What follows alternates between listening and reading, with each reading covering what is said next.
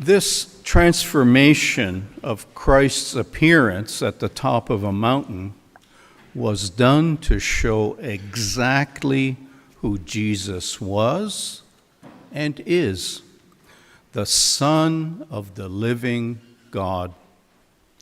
By having Moses and Elijah present with him, it also indicated that Jesus was the fulfillment not only of the law, but also the prophets.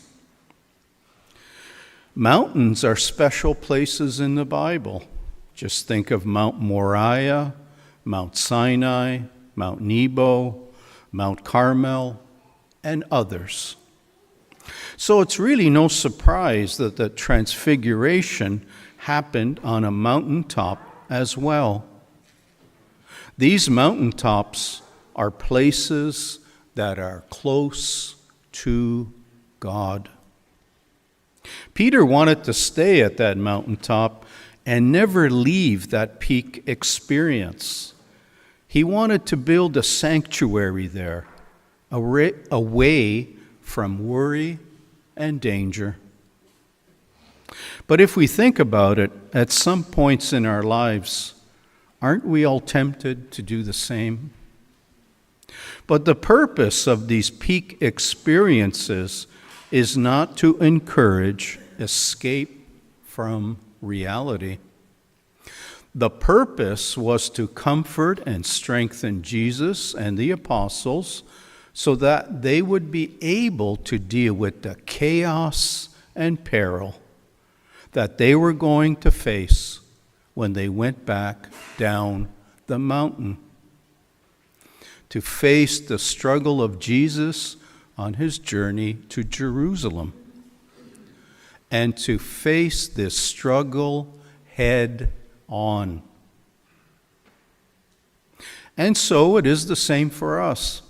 These peak experiences of family reunions, vacations, marriages, the birth of our children, graduations from college or university, these all happen for a very good reason.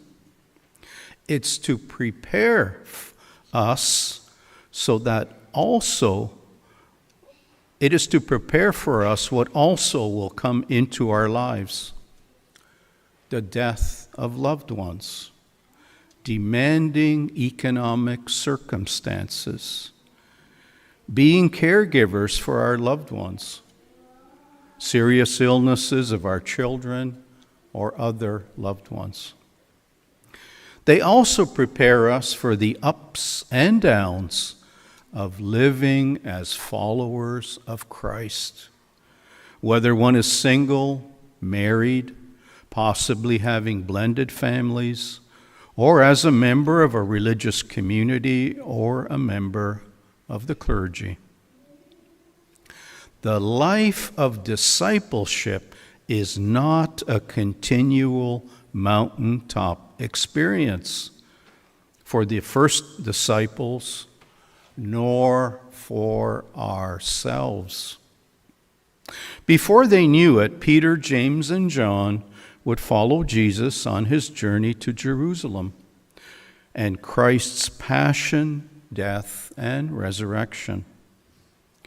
The disciples had their heads in the clouds, even when Jesus was telling them that they would have to take up their own crosses as well.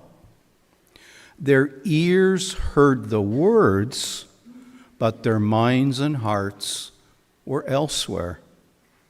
They were starry-eyed and wanted all the top of mountain benefits without the suffering, introspection, and growth that can come from the valleys of our lives. What kind of valley is this very human world?